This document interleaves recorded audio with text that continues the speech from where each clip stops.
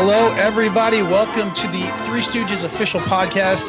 I am your host, the Maestro of Mayhem, the conductor of chaos, Phil Anides, and alongside me are the true talents, 2/3 of the modern day Three Stooges, writer, director, actor Andy Pagana, and the grandson of Curly Howard himself, Brad Server. Gentlemen, how are you doing? Who came in? What? There's no gentleman in here. Hiya, Phil. Hiya, Philly.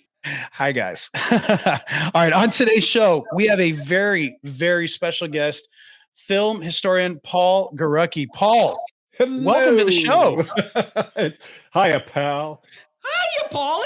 Hiya, Paul. Oh, man. I can't wait for this. This is so cool. This is Andy's guest, Andy's get, and I didn't know much about Paul, but as I dug into his background, I got more and more excited about this conversation because this is going to be cool. This is going to be a lot of fun. Paul's had a very, very fascinating career. He has a true passion for not just the Stooges, but the history of comedy. Fatty Arbuckle, Laurel and Hardy, all these guys. Charlie Chaplin, Abbott and Costello. Yeah, Abbott and Costello, absolutely. Which I don't have it, but I actually have an original still photo of a promo shot from one of the Abbott Costello films from like 1946. Cool. Yeah, which is very cool. Anyways, but he has a new 3-disc set of Stooge content coming out in July of 2023. We're saying the year because we don't know when people are going to listen to this, but which I'm very excited to jump into. But Paul also discovered at that point, forgotten Charlie Chaplin film appearance, very early Charlie Chaplin film appearance. So we are going to get into that, and this is going to be really cool. So are we ready, guys? Yeah, Paul also has discovered a lost and unknown Three Stooges commercial. Really?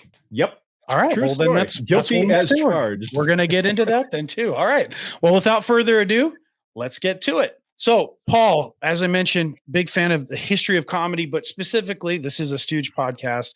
How did you become a fan of the Stooges? We've all kind of shared our origin story. How did you get to be such a big fan of the Stooges? Not so much differently from all the other kids. I mean, all the other kids would go from school to go out and play baseball or football. I ran home to watch the Three Stooges at 3:00. that was it. I grew up with the Stooges, Laurel and Hardy, Abbott Costello, Little Rascals cartoons, and it became my lifelong passion. That's all I was ever interested in as a kid. So I grew up and somehow find a way to make my living around preserving these films and releasing documentaries, writing books and such. Awesome. Well, part of that is the Cinemasium, which sounds really, really cool. So tell us about what the Cinemasium is. What is there a physical location? What's the what's the purpose and the passion of the It's an ethereal place. We Okay. restore classic films. They'll go on Turner Classic Movies, wind up on DVD, show up at film festivals around the country, everything from the 1900s all the way through to the 1970s. We've tracked down the original film prints, restore them back to the way they used to look. If they're silent, add new soundtracks. If they're sound films, we restore the audio, make them look the way that they did when they were originally released. Okay. Now, I mentioned that you're film historian, highly respected. You're also director, a producer. He don't know me very well, do he? Andy made me say who's that. he talking about? Andy made me say that. Paulie. But you mentioned restoring. You guys have restored hundreds of silent films, early sound, motion pictures. You mentioned Turner Classic Movies. So a lot of your work has been seen on TCM, which that's where the highly respected part. I mean, come on. What if the TCM doesn't scream class and a lot of respect, what does? But since 2005, we've seen a lot of your films on TCM. So just name a few that we would have seen that you helped restore. Wow, we've worked on the Fatty Arbuckle films, the Buster Keaton films. We restored 100 Max Sennett comedies for a giant TCM festival that they ran. There are W.C. Fields, Laurel and Hardy, Charlie Chase, you name it. We've worked on most of the great classic comedy films in one fashion or another. And I think we have probably 200 titles, 175, 200 titles licensed to TCM alone of restorations that we've done. So if you've seen good early silent comedy, you've probably seen our work. And Paul, a lot of people might not know that Charlie Chase has a connection to the Stooges. Yeah, he directed the Stooges, and wonderfully so. I mean, some of his directed shorts are some of my favorites. And he's credited basically for giving Mo the B.A. Biggie Bye song, right? That's what I heard. Love that one. Violin is the word for curly, if I remember correctly. Mm-hmm. Yep. Well, Andy, I think you were going to jump into the Charlie Chaplin film find. Yeah, so I did want to ask about that. I kind of heard the story years ago, but it's kind of fascinating how this came to be. First of all, nobody knew this film even existed, right? And then, Paul, tell us the story about how you found it, and then you figured out that it was Chaplin, and then what happened after that. It was the craziest thing. It was a Saturday afternoon. I went to a flea market that was at a local trade center. And I went through the whole thing. There wasn't anything that I thought was worthwhile, so I left. And as I was heading toward the door, just out of the corner of my eye, I caught a giant steamer trunk, large, big, huge steamer trunk. And for whatever reason, I stopped, turned, walked over, flipped open the top, and it was filled to the brim with films. I mean, a lot of film. No clue why I stopped, just this weird gut instinct. So I sat on the floor and I went through everything that was in there. I picked out a bunch of pieces that I thought were interesting. I haggled for the price and I brought the stuff home and put it on a shelf. And it sat there for a really long time. I was going to clean them up, repair them, but I just hadn't gotten around to it until I was looking at Brent Walker's website, and he was talking about a lost film called Her Friend the Bandit, which is a lost Charlie Chaplin film. So that was the title, or Thief Catcher was what that film was retitled as. So I remember that as being the film that I picked up from the flea market. So at 2, 3 o'clock in the morning, I ran in the back room, pulled the film out, set up the projector, watched it on the wall about this big. And then I realized about a quarter of the way through that it wasn't what I thought it was. It wasn't Her Friend the Bandit. It was another film that was retitled the same way. But that exact moment, a cop comes around the corner of the barn, and I'm thinking to myself, wow, that really looks like Charlie Chaplin. And it keeps moving and moving, getting closer and closer. I said, wow. I thought you meant that a cop came around the corner, like in real life. In my house? Yeah. I was like, wow, they were really serious about this film. Sorry. well, I stopped the projector and I went on the computer and I looked around. I checked all the reference books, and there's no documentation of Chaplin being in this particular film. So I watched the scene, watched it again, watched it again, watched it again. I said, that is absolutely Chaplin. Sent the clip off to some friends, and they verified, said that is absolutely Chaplin. And turns out we just discovered something that had been lost at time. And so what was the ramifications? Like, how did that fly through the whole silent film community? It was insane. I mean, I wound up seeing video of myself giving an interview in French, Italian, German, Japanese. I was dubbed. It went all over the world like a shot, made headlines everywhere. We wound up preserving the film, made safety copies. We restored it and released it as part of a DVD collection, and now it's available to everyone in the world. Whenever I find something, my objective is to get it restored, preserve it, and make sure that everyone gets to see it. I know you've found so many films. Like, how did you find? Do you remember how you found the Three Stooges commercial? That was another one of those being in the right place at the right time things. I stopped in a camera shop that a friend used to own, and he was buying films. So I was bringing in some Three Stooges films to sell. And he said, I've got something that might be of interest to you. And he goes down in the basement and rifles through a bunch of stuff and comes up with this teeny tiny little film tin that says EUE Screen Gems on it, Three Stooges, The Big Date. And I said, what's this? He's like, well, my buddy was a director for Columbia back in the day, and he sold me a bunch of his stuff. And this is a commercial that he directed with the Three Stooges. I said, really? He's like, yeah, you want it? Just a few bucks. And I bought it, brought it home. And again, turned out to be another one of those things that wasn't in any of the history books, wasn't available anywhere else. Now, I wound up selling it to our friends at C3. Love you, boys. And it's now available all over the place. Everyone can see it now. It's online. So now talk about the commercial, because a lot of people, our audience might not. It's Mo, Larry, Curly Joe, right? And is it an Aquanet hair commercial? Is that what it was? Of all things, they're plugging Aquanet hairspray for women and girls, and right. It is one of the funniest things. They play 3-4 sets of characters. They play the guys who want to get Aquanet hairspray for their girl. They play the guys who work at the factory. They play the delivery man, and throughout the commercial, they just interact with each other. It's pretty funny. Ah, this is it. What is it? It's about time. What's funny, it really is. It's like if you've seen it, it's I think definitely some of the stuff that the Stooges did with Curly Joe is pretty funny. But this is kind of, even though it's really short, I mean, it's less than a minute or about a minute, right? It's really funny. It's really clever that they're all playing all the characters. It's weird that it's an Aquanet hairspray commercial, but it's super entertaining. I always say to the people who aren't giant Curly Joe fans, watch their live television appearances. Truly some of the funniest things you will ever see. I mean, when they're doing the operating room sketch and Stuntman, brutally funny. Larry's hysterical, but watch Joe.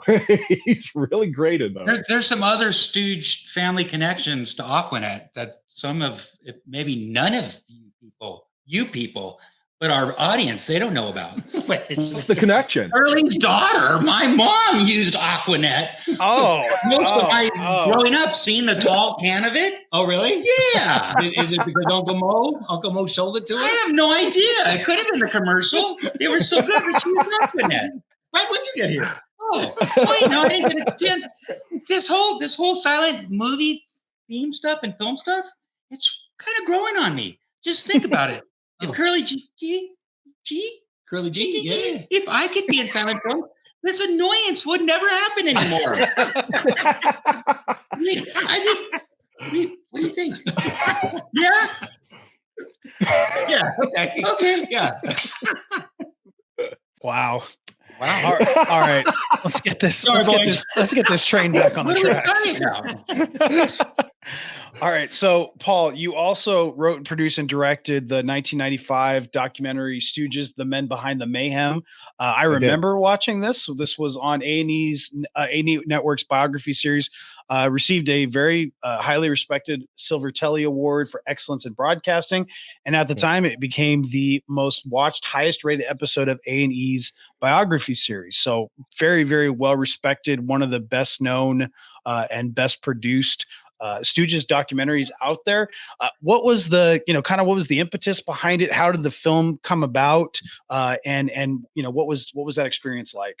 It was really crazy. It was my partner and I, Billy Hunt, we just got together and we decided we wanted to do a documentary. I had always wanted to do a really good in-depth documentary on the Stooges. And I'd been writing for years, doing the research. And I became friends with Lila Fine back in the early 80s, the earliest days of the Three Stooges conventions.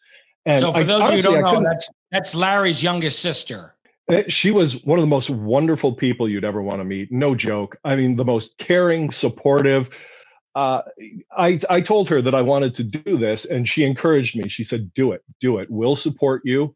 We'll get behind you, help you get the people that you need to do these interviews. And the better portion of the Fine family came out and sat down for interviews during the 1992 Trevose, Pennsylvania convention back in 92. And everyone sat down, and we wound up interviewing Adam West and Billy West, who did, Ren and Stimpy, Futurama. And we put the whole program together very inexpensively. And it wound up selling it to A&E, and it became one of the most watched programs on that network. They had been trying for years to do the documentary themselves, but they couldn't jump through all the legal hurdles of working with Columbia Pictures. And interesting story, we had originally secured the film rights to use film clips in this documentary. But at the last minute, Columbia pulled out because there was some weird legal hassle going on. And we had to restructure the entire documentary without clips from the copyrighted short subjects, which is really difficult. So we talked about it for a while, and I said, okay, let's make our weakness our strength. Let's just go with a bunch of extra interviews, and we'll use as many photographs as we can find, and we'll find new ways to work around and make it mobile and interesting, because usually documentaries tended to be clip driven. And we came up with a formula that worked. And it did so well that A&E kind of adopted our formula and wound up doing a bunch of documentaries that they could not do themselves previously because they had a way to do it without having actual film clips. And it turned out to be a really great, interesting, groundbreaking thing back at the time. So Paul, did you shoot any of the convention when you were out there at that time? Yeah, absolutely. We've still got a truckload of footage here, stuff shot behind the scenes at Lewiston, Maine, and that Trevos convention. Why do you ask? Well, I was there. Oh, seriously? I was there at that convention. I went out with my dad and my buddy John. So I'm just no curious. kidding. So, I guarantee we crossed paths then. Yeah, well, I remember meeting Lila. I remember meeting her and Billy West. I remember him being there. I don't remember Adam West, so that might have just been a different time period. Adam West was in Maine. He was at the Lewiston convention. Okay. We met him. Brad and I met Adam West at the last Stooge convention in 2017 out in Philadelphia. Mm-hmm. Really briefly. Was he not the coolest guy? Seriously, how fun was he? Yeah, he was great. But so you have a lot of footage that didn't make it up, that didn't end up in that documentary. So there's a lot of gold out there still. Well, I don't know if I don't think I'm going to break a covenant by saying that you and I have talked, and we'd really love to make available to you guys a bunch of the interview footage that's not been used and things that you can run on your channel, your show. Oh, yeah. You mean the Curly's grandson channel that everyone can see on YouTube and they can watch us live on Thursday nights? That particular channel and the particular channel that the men behind the Mayhem actually we ran for a while. Yep. And there's actually opening little we'll talk about that in a little bit, which we have a lot of great things. So like Stooge-o-rama, right? Yeah. That's coming out. Not only did he fold in the men behind the Mayhem with all kinds of interviews that were never seen before. Right. Well, someone on our channel, do you remember who it was that did the opening lines? No, I think it was me. I know the face, but I cannot put gracious enough. I don't know if he either was gracious or he just felt sorry for me, but he actually was kind enough to put that in the Stooge-o-rama to introduce the story and what the fans are about to watch. And there's just so much stuff that's loaded into this new gigantic Blu-ray extravaganza. So what else is in there? I think he used that intro of you because you used your normal voice. Oh, that was my question: is which version of? So Paul, what you're saying is, if I use my little golden nugget voice here, there could be more to be had. Yeah, so Paul, you did basically upgrade this Men Behind the Mayhems for this as the center point for a Stooge-o-rama, or.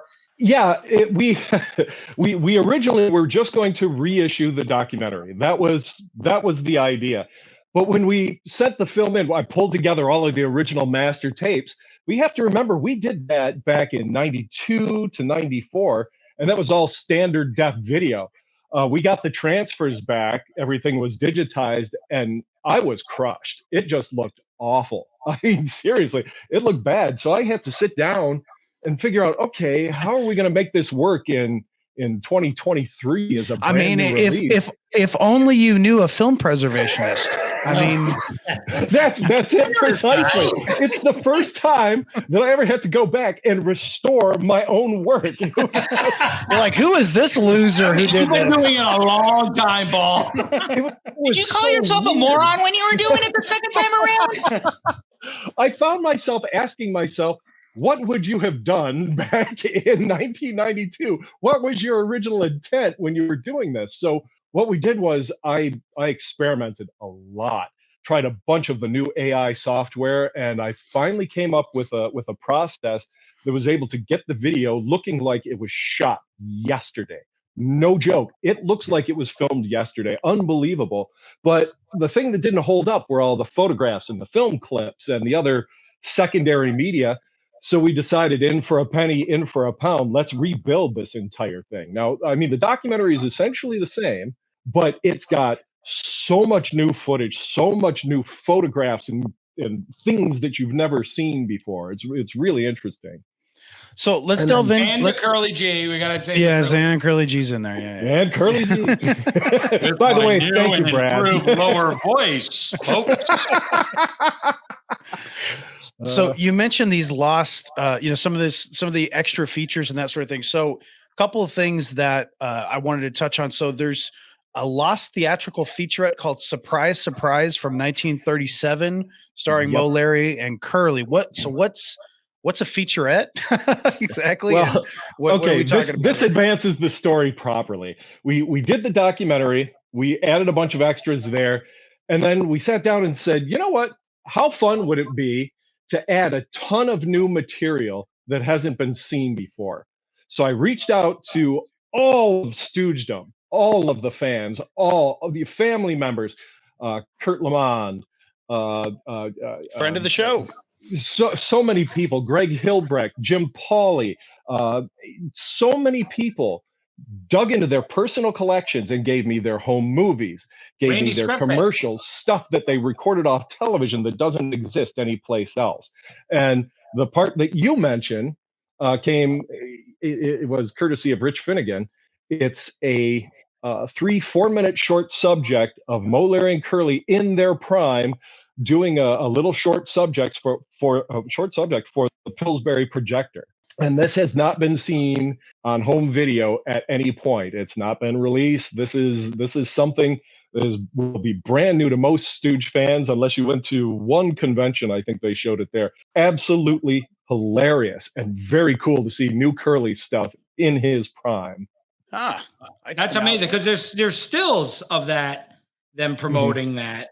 Right? They're in tuxedos or suits. Yep. Yeah, I know, Paul. So, when we started the Curly G YouTube channel, we wanted to make it basically a repository for all Stooge stuff, as you know, because you provided us with some stuff. So I started calling around too. And I remember hitting up Randy Scriptfet, about some Mo and Larry stuff he had. And everybody I reached out to was like, oh yeah, no, I just gave that to Paul. I'm like, come on! Sorry, guys. It's tighter than a drum when it comes to this stuff. Here, I've actually got a list. If I have not released this list anywhere, so you guys are getting the scoop on what's actually included in this set. There are over 11 hours of material here. About 8 of it have not been released on home video. Wow. No joke. So there's the documentary with the extended interviews, some original unaired commercial bumps for the documentary that have never been seen anywhere. Lila Fine's family scrapbook is a step-through gallery. There's Stooge memorabilia. Then we've got the Fox Movie Tone News outtakes with Mo and Shemp. Bunch of Stooges home movies, from black and white stuff through color. Some phenomenal HD footage of Curly. There's a short subject called Everyone Likes Music, starring Shemp Howard as I was going to ask about that one. Yeah, I wanted to ask Ultra about rare, looks gorgeous, and it's mighty funny. Very cool. There's Surprise, Surprise, the Lost Featurette, an upgraded version of the Camel Comedy Caravan, Andy Wade's California Home Movies. Now, that's the stuff. This film collector, Andy Wade, went to Hollywood and he shot some of the last home movies of Laurel and Hardy together. Then he went over to Columbia and shot Mo, Larry, and Joe Besser at the Columbia Studios. Emil Sitka's in this footage as well. They're clowning around outside the studio. Super cool. There's the complete on-the-go television program. Complete, not just the bits and pieces. We've got the whole show. The complete Strictly for Laughs pilot, Star Spangled Salesman. There's outtakes from Kook's tour, full color footage of things that didn't get used in the finished film. There's a Joe DeRita interview that came from Randy Scriptfet. Wonderful little few minutes of them just chatting about the Stooges. Outtakes from Mark Gilman's documentary, The Funniest Guys in the World. All kinds of stuff that was shot for that. So there's alternate shots of Mousy Garner and all of his replacement Stooges and things that he had put together for his documentary that don't exist now. All of those rushes and things have been burned. This tape copy is the only thing that survives. Wow. Mousy Garner's live show from that convention back in the early, well, I think it was 92, 93. Upgraded version of the Simonized commercial, the Don Lemon stuff, Mr. Popololly commercials. There's, I mean, loads of commercials. Larry's television commercial for A Stroke of Luck. Larry's television commercial for the Three Stooges T-shirt. There's wow. So things. Wow, yeah. I mean, people dug deep in their personal collections to find things. But the coolest part, I mean, yeah, there's tons of trailers from all of the films. Lots of things I guarantee you've not seen. But the third disc, at the end of the third disc, it's all audio stuff, and it includes the original college appearances by Moe and Larry, complete recordings of them being interviewed by the audience and all the different things that went on during those. There's the audio from the Lost Head Shop episode it's called Head Shop with Mo Howard sitting talking with Elliot Mintz. Radio programs. Rich Gallo provided his home movies with Emil Sitka. He wound up calling a bunch of those Ed Burns, and he went out to see Emil Sitka and shot these crazy home movies. That's all included. It's 11. Oh, plus we have some fun brand new Stooges stuff like No Senses, No Feeling, which may feature a couple of the fellas that are here. And there's that Curly G meets Shemp's great granddaughter, Chandler Isaac. Wonderful stuff, guys. Thanks so much for your contributions to all of this. And again, this is just a sampling of what's involved there. It's a lot. Oh, Paul, it sounds so incredible. I mean, and I just I have butterflies in my stomach just anticipating watching it. But more importantly, the Stooge fans are the best fans in the world, as you know, and they're so endearing, and they love the Stooges so much. And for them to get this new material is just simply a blessing. And I'm so thankful that you and Andy, and I don't know, did you guys touch on how you guys became friends? Did I miss that part? Did I get we yeah, maybe we could talk about that. But the fact that you guys met and that I met both of you and that we've engaged in, what we've done so far. And this is just so incredible for the fans. And I just want to thank you for all the hard work and your dedication to the craft of what you do and preserving, a part of time that is so desperately needed right now, which is just strictly comedic genius. And I just want to say thank you again. You're the best. Thank you. Seriously, I can't tell you how much I appreciate you guys doing all the things that you did to help me put this stuff together. Recording that new introduction for it was just incredibly funny. So cool. And, I love you guys. I love the Stooges. I love the fans. It's been a lot of years since I've seen a lot of new Three Stooges things. You know what I mean? So that's really what the impetus was for it. I mean, I just want there to constantly be new things for people to see and experience. Now, I should say that people going into this, it's not restored short subjects. It's not pristine material. These are all of these crazy odds and ends and all of this really super rare stuff that you would otherwise never see, that people donated generously from their collection. And we did everything we could to clean them up, make it look great. It's not perfect, but it's literally from the only copy that survives in most instances. There's like one tape recording of the commercial, the Stroke of Luck commercial, and Jim Pauley found that. His story behind that is utterly fascinating. You guys should consider getting him on here and let him talk about that. Oh, we'd love to get him. We totally want him. Yeah, Jim Pauley is awesome. Great guy. So many wonderful people in this society. The Stooge fans are just so great. Oh man, 30 years I've been doing this stuff, and they're hands down the most loyal fans. Well, and here we are, right? Like when you posted this, it was #1 on Amazon, right? In documentaries. Yeah, and we hadn't even really started promoting it yet, and it went to #1 best-selling documentary thing on Amazon, and they really hadn't even started to push it yet. It was crazy. That's you guys. So now, what do you think of Lila? Would think of now? She's been gone quite a number of years. You did this with her, or a big part of it with her and her family. right? Very supportive. And you had a deep friendship with her, basically, didn't you? I did. Her and Nate both.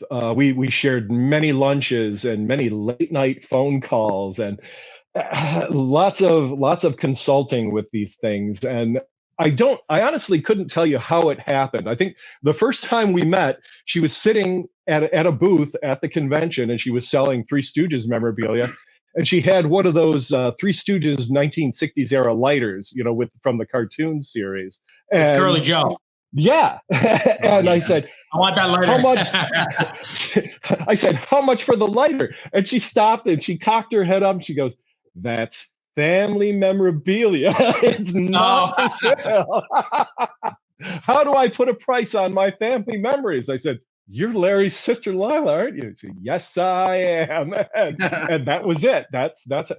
I got to sit next to her when they did the world re-premiere of Soup to Nuts, the Ted Healy feature with the Stooges.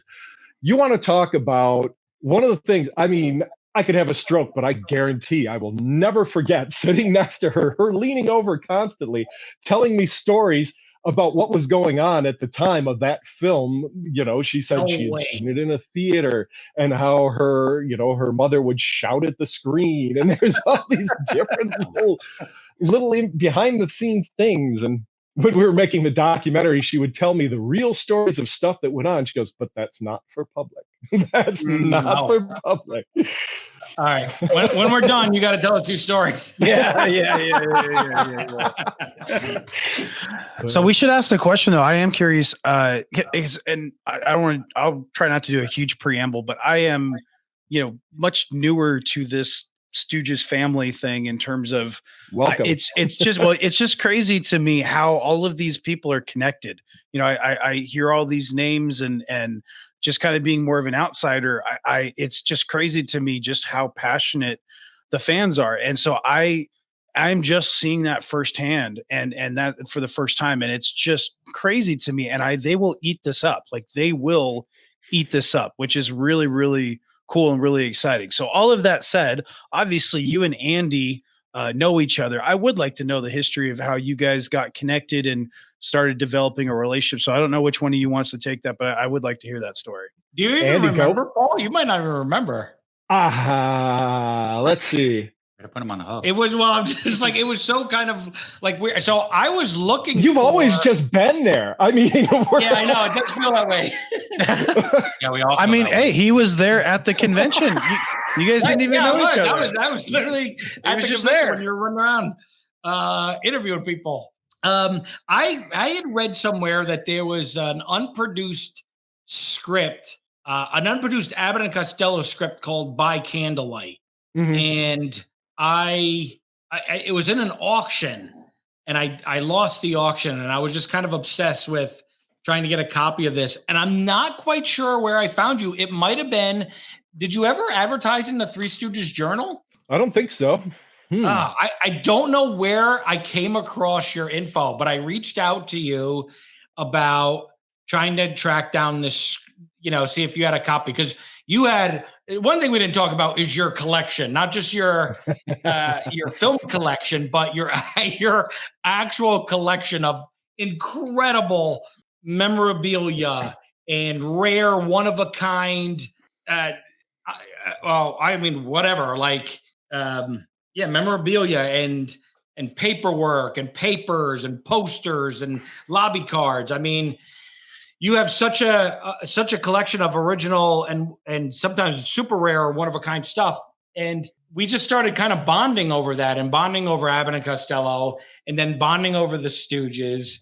And we developed a friendship. I think it was immediate, right? You're like, instant. I don't have that, but I got this. And then we just started kind of sharing stories and talking. And I remember we finally met up in LA. We connected in Burbank. We sat down and had our first get together that way. And it's like just instantaneous. You get people that you click with, and he's one of those guys. But yeah, I originally started collecting because I was going to open a museum dedicated specifically to comedy. So when I was I think I started collecting when I was 13, 12, 13 years old. I still want that. I wanted to do that, but then the internet came along and kind of made it unnecessary to have a physical space to do that. So I wound up donating a lot of things to different museums and different collections. I don't have the archive that I used to have, but I used to have an original lobby card for the very first Laurel and Hardy short.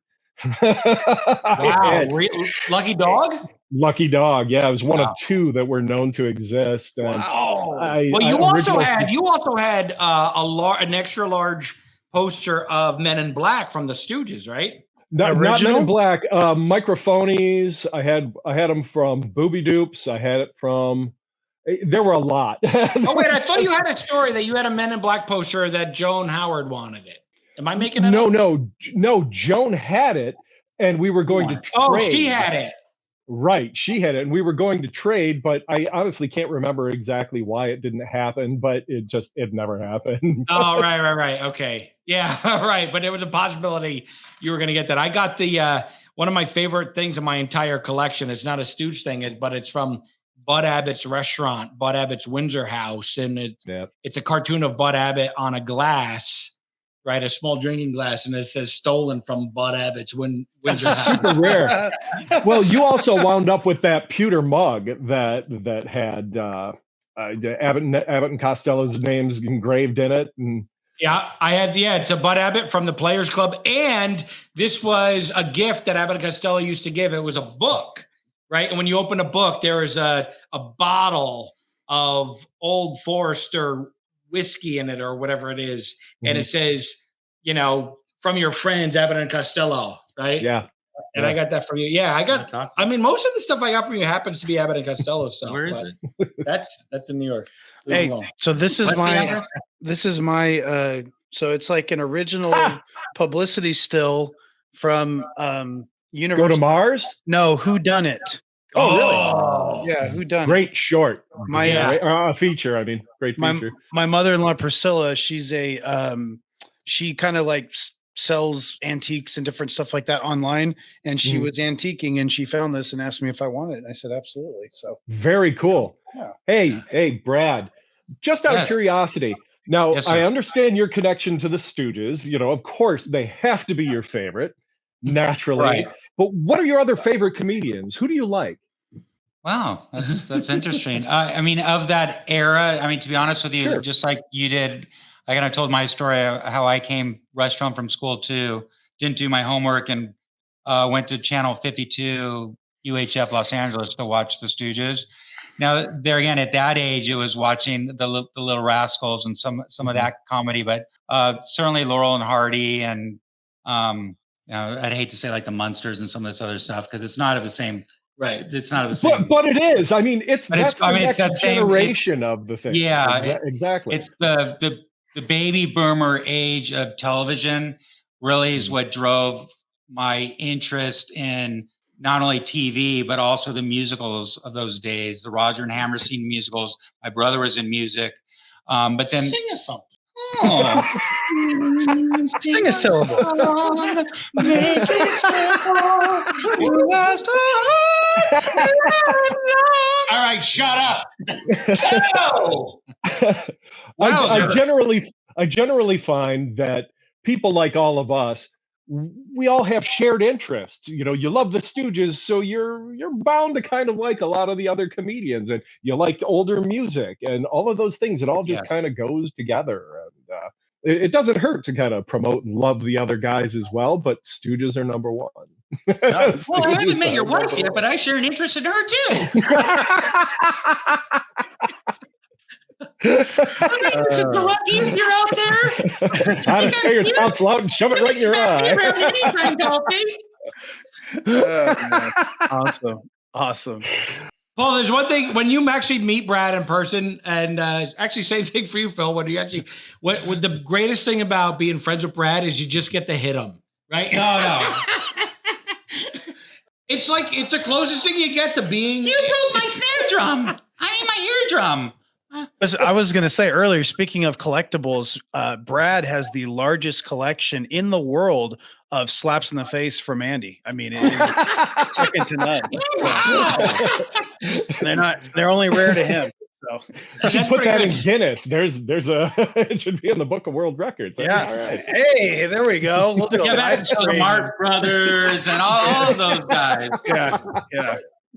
But I was kind of forced not to be in the whole that as a child, the whole comedy scene, because I didn't talk about the Stooges or even those guys. It was like, Eddie Murphy and stuff in the 80s is where I started getting into like stand-up comedy and the shows that they were doing and fell in love kind of with the shock factor of they say something that just people are just like floored. And that became what I did.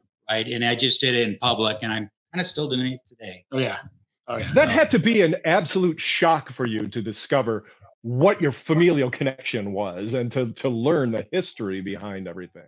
Yeah. And you really don't, I didn't appreciate it until I started going to the Stooge conventions and meeting fellow historians like Rich and the guys that worked on your project they took me in as family, like Gary Lassen and stuff. When I went to the meetings, they were so meticulous and so brilliant and knew everything. I knew nothing, but they got me caught up year after year. I'd listen, I'd talk to the fans, and so it really, once I got engaged with the fans, not literally because I'm married, that'd be kind of odd, but I really just started accepting. Look, and Annie even brought this up. Weren't you doing other things like, earlier? Yes, I was always crazy and always acting the Stooge, but never saying it's because I'm Curly's grandson.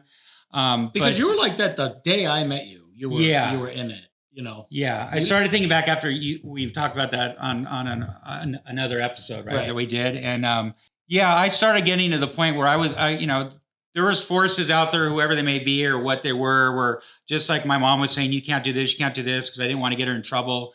I finally got to the point where I'm like, look, I'm Curly Howard's grandson. I don't have to hide anything. I can be me. I can talk about him. If I act like him, look like him, whatever I do, I didn't give that away to anybody. So that's when I started getting to the point where it's like, no, the world needs to know that I exist. Well, it's genetics. That's your lineage, your genetics. And if I hadn't said so before, thank you for what you guys are doing with these podcasts and with the shows and everything else. You're carrying on that legacy, presenting this humor to an entirely new generation that might otherwise miss it in this crazy, super media-filled world. It's easy to pass on history, but you're taking something vintage with your legitimate connection to these things and bringing it into today, which is just amazing. It's a really wonderful thing. And thank you, Paul, for saying that. And what's really interesting is that it kind of happened on accident, right? We started doing stuff just for fun and putting it up. And then, for lack of being able to create content, we started to do just 10-minute lives where we talk to people and goof around. And it's grown so quickly. And one of our biggest, there's this girl, Jessica. She's one of our biggest fans. And she's on every YouTube and Instagram and TikTok and Facebook.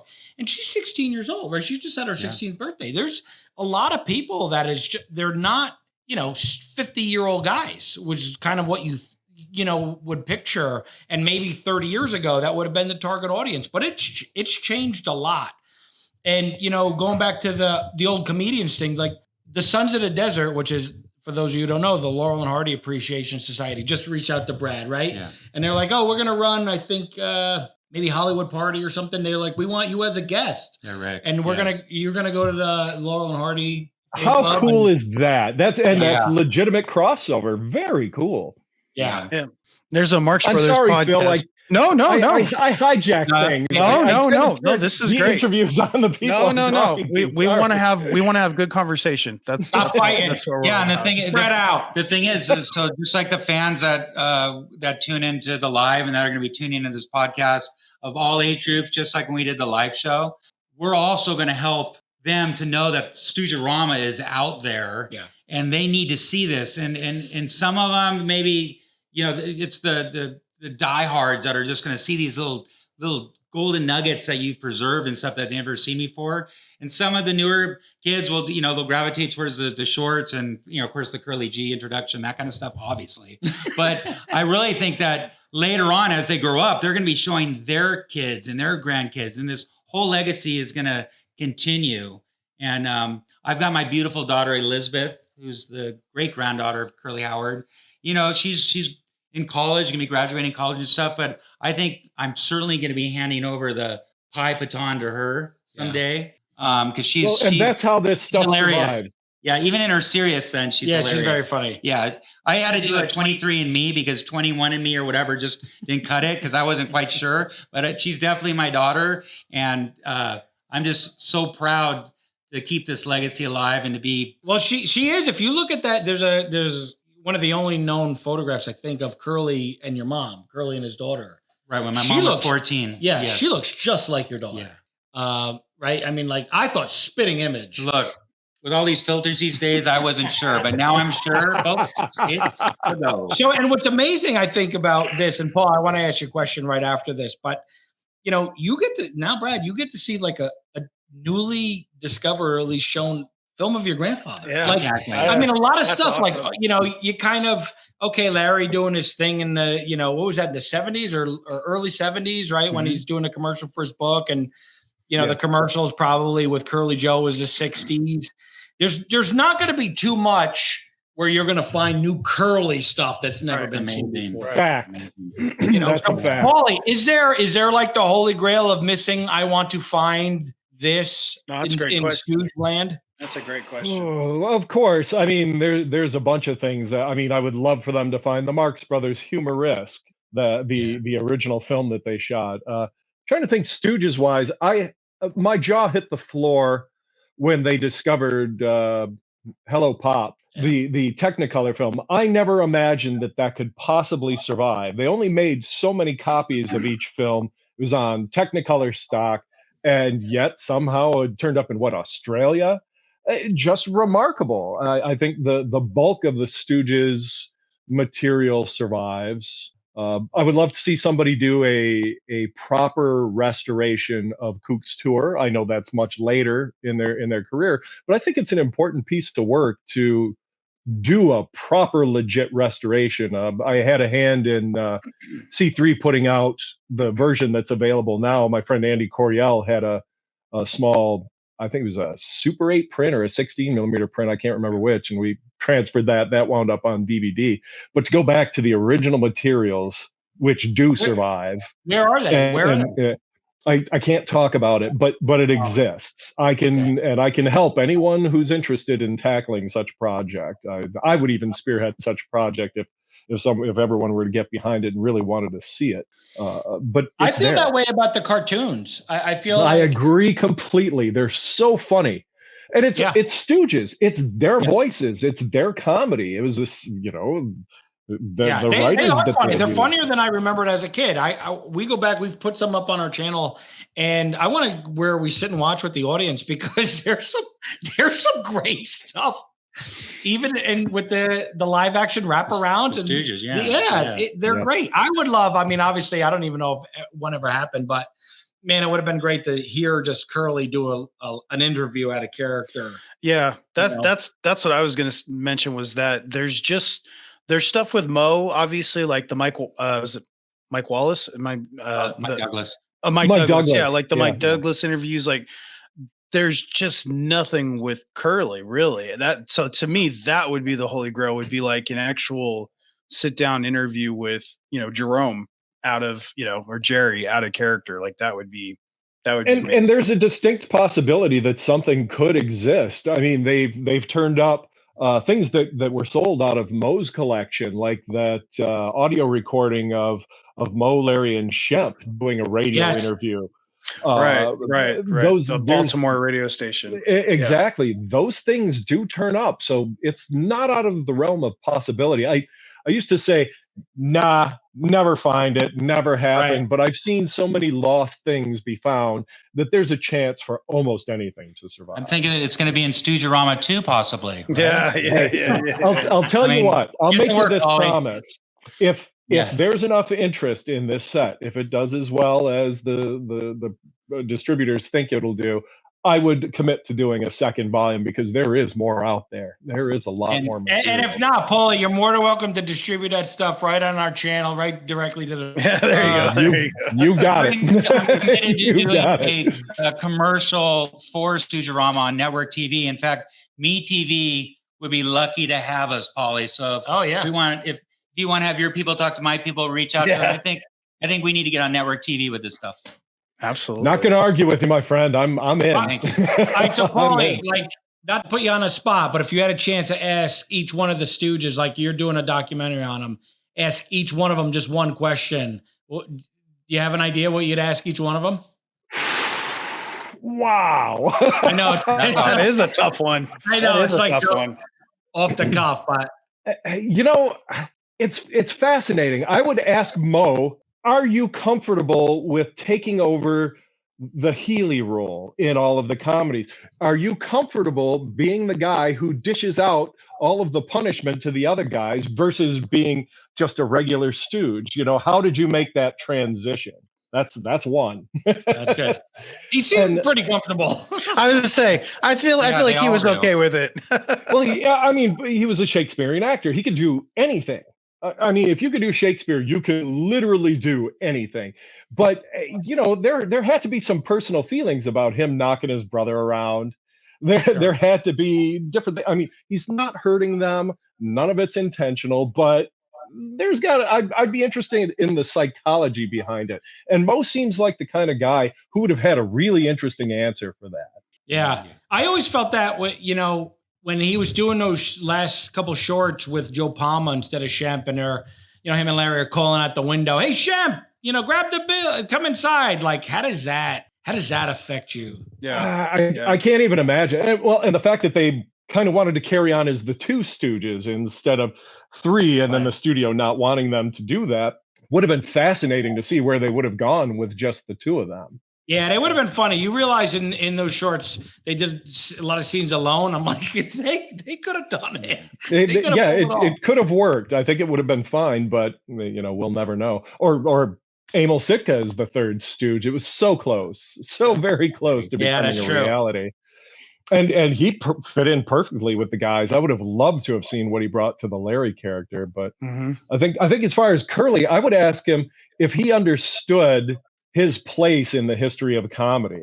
What he brought to films was something that an energy that no one else had. And if he really understood how important he was to slapstick, I'm not sure what I would ask Larry. he seems like he could have done straight roles as well. You look at things like Woman Haters, it's almost a straight part, almost. Oh yeah, right. And I think he would have done extraordinarily Larry, well. How much fun he was having? Mm-hmm. Like, Larry, is it a lot of fun? Like, is it a job? I would love to know his answer to that. What about Shempy? What would you ask Shempy? Oh man, Shemp is actually way high in my heart. I love Shemp. Yeah. And I guess him leaving the group, what were his feelings about actually severing with his brother to go off and pursue his own career? If it was a difficult choice for him, or if it was something that he just felt he needed to do. Just not that these are really deep, detailed questions, but I'd like to know what they were thinking and what caused these things to happen. And then how about like even coming back where he came back, it was supposedly temporary and he gave up. He was growing. He was first of all, an incredible character actor, not even in comedies, but doing serious work. Well, yeah. And under the worst possible conditions, for the worst possible reasons. I mean, what a horrible thing to have to come back and fill in for your brother. But wow, what an admirable job. He stepped in like he just never missed a beat. You watch that film, the title escapes me at the moment, not Fling in the Ring, the original. Everybody Likes Music. No. The short where he comes back after Curly has a stroke. Where he's the boxer? Yes. Oh. The title escapes me at the moment, guys. Yeah, me too. Us too. I can't remember. That short, you actually, you know what? If you have a chance, go to archive.org. I produce a magazine called Comique Magazine. There's volumes 1 and volumes 2. It's free. Just go to archive.org. You can read it online, or you can download it. And in it, there is a section about the Stooges, about Curly's last film. And in it, we discuss the transition of Curly having his stroke and Shemp coming back, and we provide scripts that show what the original scene was going to be, how it was recreated for Curly, but redone for Shemp. But really fascinating, and that's totally free. It's on archive.org. Okay. Well, also, is that the same article where you kind of put the rest what Curly's cameo in, was it Malice in the Palace was going to be? Malice in the Palace, yes. Where he plays the chef, or he was going to be the chef. That is correct. It was shot, ultimately, it was shot, but it was cut from the final print. Jules White said because they had put a large fake mustache on Curly and no one recognized him, the bit didn't get a laugh, so he had to cut it. He was really disappointed that he had to do that, but it's fact, verified, put to rest. Curly did appear in Malice in the Palace. But it is amazing. I mean, look at that picture. Nobody knew. Like, you don't know that that's Curly. He looks, not just because of the mustache, but he's super thin. Well, he lost so much weight. Right. The fact that changed his whole structure. Could this be Curly? Right? Yeah. We go into great detail. Well, I go into great detail in that article, provide photographs and comparisons and interviews with people who were actually there and actually knew. So that puts the nail in the coffin. He was in that film. Yeah. And by the way, it was Fright Night, 1947's Fright Night. I said that. Yeah. You said that. Thank you. Good man. You only look like an idiot. So Joe Besser. So many films, it's hard to remember all the titles. Paulie, what did we think of Joe Besser? I love Joe Besser. Joe Besser is fabulous with Abbott and Costello. He brings something completely different to the act. I know a lot of people hate on him because he's not Curly. He's not Shemp. He's Joe. Enjoy it for what it is. It's another incarnation of the Stooges that you might not have otherwise seen. And he's also great in Africa Screams with Shemp. Very, very funny. And Joe's, I think he got short shrift in a lot of things. He loved the boys. He loved working with them. If you go back and you listen to his radio interviews, he gets into a lot of detail about how kind they were to him and how much he appreciated them. And I don't think he deserves a lot of the hate that he gets. And he filled a very important role in the Stooges' career. Well, it's also unfair that some of those shorts that he did, they were like shot in a day or two. Where, Curly, I don't think it did not give him the best launching pad for what he was doing, but he certainly made the best of it. And the studio was just slashing budgets at that point and remaking. It was the dying days. It was the dying days of the shorts at that point. Precisely. They were amongst the last people that were still making theatrical shorts like that. So yeah, and I really want and I didn't. This didn't really come into play with me until I was an adult and could appreciate what the other two Curlys did for the Stooges act, how they carried them into the 70s. But Joe DeRita and Joe Besser are incredibly gifted actors, and they deserve a ton of credit for how they kept Larry and Moe doing their thing. And the only way that could even have happened is the fact that they are great at their craft. And so I want all the Stooge fans. I totally get it, and I totally love all the Curly Howard praise, and I was one of those kids too. And then I grew up, and you just have to kind of look at it and kind of take a closer look and see how the act carried on for as long as it did, and that those actors made Larry and Moe even greater than they were when Grandpa was doing it with them. So I just want everyone to really, everyone's got their opinion, and I'm open to all that. When I read the comments, I let people speak their mind, but maybe take a closer look and actually watch them before you pass judgment, because no one's going to be Curly Howard, right? But they are Curlys, and they were great. Think of it this way: those two men allowed how much more Stooges material to exist and survive. Right. Those feature films that they did were so wildly popular. People loved them. They lined up around the block to get into the theaters to see the features with Curly Joe. If you give them a chance, if you don't compare them to the early shorts with Curly, just take a step back. It's the Three Stooges, just another incarnation of it. And Moe and Larry are given an opportunity to keep doing the things that they did so well. And they are fun and funny, sometimes just in a slightly different way. Yeah, absolutely. What's not we know that better. We know that better than anybody because we do our Stooge act. Right. We have you as a great Curly, and we got Chris as our Moe, and I fill in as Larry. And people have, they accept us, and some people even think we are the Three Stooges. Right, yeah. So because they have an open mind because they haven't seen anything else, right? Right. So with that open mind comes a new understanding and a new maybe appreciation for what we're doing, what they did, and what the Three Stooges means. And it just means a lot of fun. It means keeping the laughter alive. And it means treating everybody with dignity and respect and being just great ambassadors. Look at you waxing all poetic. Well, what did I eat? Well, speaking of keeping the laughs alive, we want to wrap this up. Stooge-o-rama is coming out. It's going to be available July 10th. 2023. As we record this, we're a couple months before that, but we don't know when you're going to listen to this, so we're going to say the year, July 10th, 2023 that's when it's actually available for purchase. You can pre-order right now on Amazon. There are going to be both Blu-ray and DVD versions of this set. So you can go to Amazon right now, just look up Stooge-o-rama and it'll come right up and you can pre-order right now. And Paul has graciously agreed to give away 5 either Blu-ray or DVD copies of Stooge-o-rama to listeners or viewers of this show. So what we're going to do, I'm going to try to be as clear as I can with this. What we're going to do is when this gets up on YouTube, the 5 comments that get the most likes by July 10th, 2023 will receive either a DVD or a Blu-ray copy of Stooge-o-rama. So again, that means you comment on there. You can say whatever you want. Obviously, something positive. Keep it clean, something positive, and then tell your friends to go like your comment. And the most likes that will get the top 5 most likes will get either a DVD version or a Blu-ray version, courtesy of Paul. So make sure you do that, listeners and viewers, when you get that. So thank you for doing that. And thanks Paul. to Kit Parker. Kit Parker Films, he's my partner. He will be providing these for the winners. He just doesn't even know it yet. Thank you, Kit. We appreciate it very much. Again, the duty, humanity, again. Success.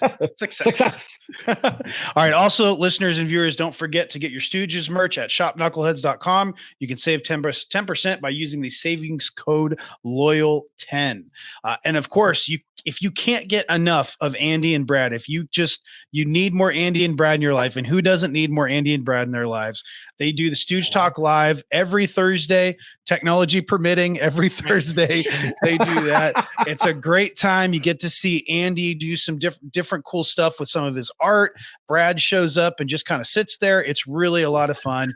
And you walked it. You nailed it.